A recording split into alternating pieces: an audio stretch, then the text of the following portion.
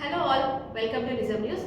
మేడ్చల్ జిల్లా Pocharam IT corridor పరిధిలోని police స్టేషన్లో తీవ్ర విషాదం చోటు చేసుకుంది. గత నెలలో ఒక యువకుడు చేసిన కిరాతక చర్యకు మనస్తాపంతో ఒక యువతి ప్రాణాలు తీసుకుంది. రాజీవ్ గృహకల్ప కాలనీలో జరిగిన ఈ ఘటన స్థానికంగా కలకలం రేపుతోంది.